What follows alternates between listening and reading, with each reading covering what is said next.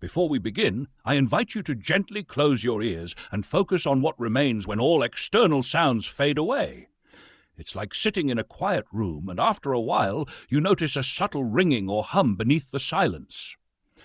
If you listen closely, you'll start to experience this soft, constant presence, something that feels like the very fabric of reality itself.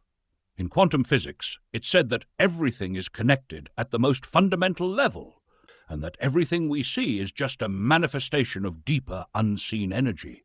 What you are hearing, or rather feeling, is that same energy, that same field of potential.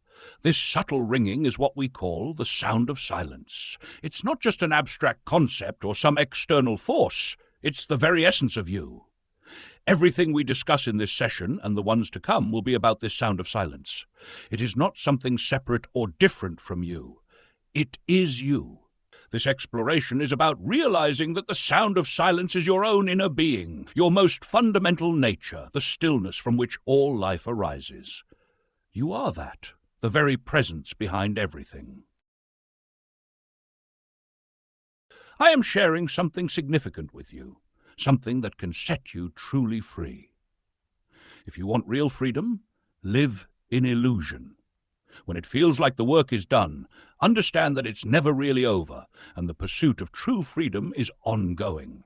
You must design every aspect of your life, your health, your thoughts, your relationships, and your financial state.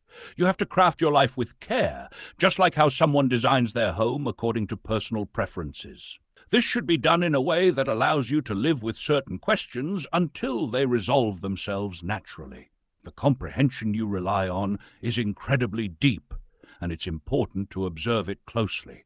For instance, if you choose a profession like becoming a doctor, you would start learning about the medical field. But can anyone truly say they've understood everything about medicine? No, because knowledge is never final. You keep learning, and new discoveries continue to emerge that require further understanding. Science may not know something today, but it might tomorrow. This constant evolution means that the learning process never ends. It's a non-conclusive journey. Even as you age and eventually pass away, you will never be able to claim complete knowledge of any subject, whether it's medicine or something as vast as the universe. If you're studying the stars, for example, you could never say you fully understood them. This endless exploration applies to everything around us.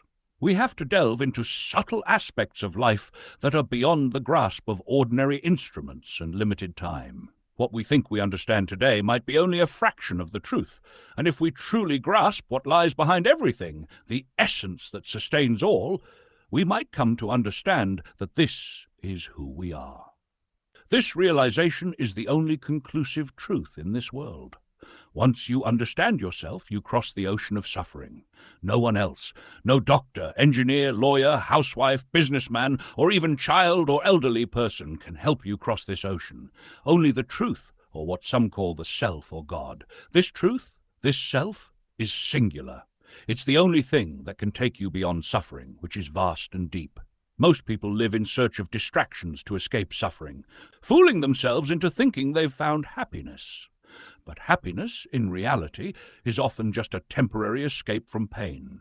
Once you realize this, other questions lose their importance. Scriptures have stated this clearly, indicating that other questions exist to eventually lead us to this one realization.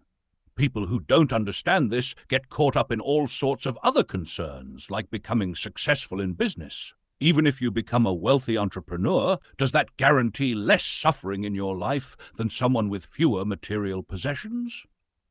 The form of suffering might differ, but it still exists.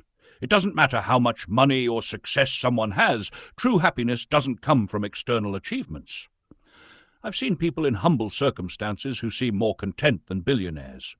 Happiness doesn't depend on wealth or status.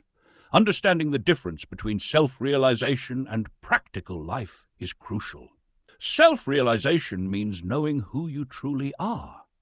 It's not just about gaining knowledge or understanding. It's about deeply knowing yourself. When I say knowledge, I don't mean surface-level understanding. It's about grasping the essence of who you are, the difference between the observer and the observed. These are not things you learn from schoolbooks or casual conversations.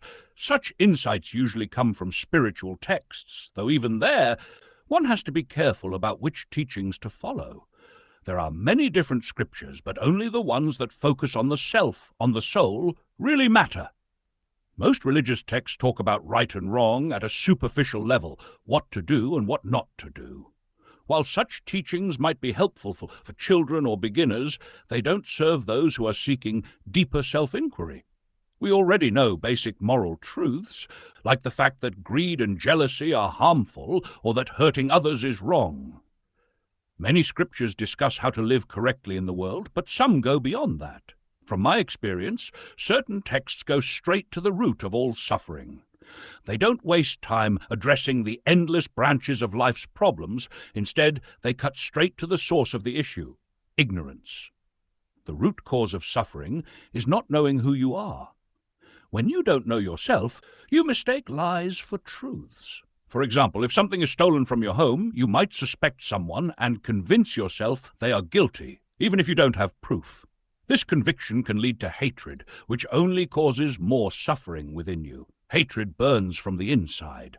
But if you knew the truth, you wouldn't experience that suffering. Whether the person is guilty or innocent, once you understand the truth, your emotions calm down, and you can take appropriate action without being consumed by anger or sadness. You could call the authorities if necessary, or simply move on if you realize the person is innocent. But without understanding the truth, you remain in ignorance, which leads to unnecessary pain. Spiritual texts that focus on this deeper truth aim to cut through this ignorance. They don't dwell on superficial actions or rewards like heaven or hell. People have tried following such prescriptions throughout history, doing everything by the book, but have they achieved peace? I know the answer. The core problem remains unsolved because most people still don't understand who they are. Only when we begin asking deep questions and seeking true understanding do we start to uncover this truth.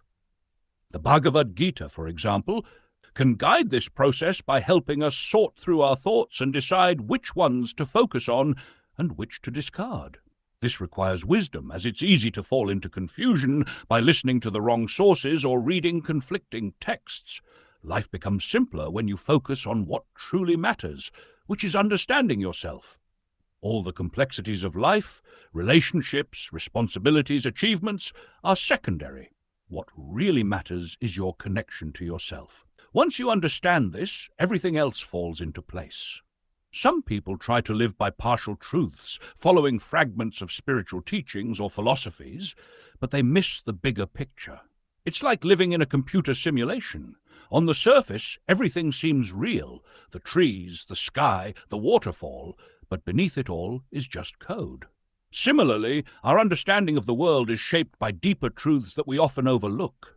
Once you start seeing through the illusion, everything becomes clearer. It might sound complicated, but with patience and the right guidance, anyone can grasp it. The key is to simplify your understanding and focus on what truly matters: the self, the truth behind everything you experience.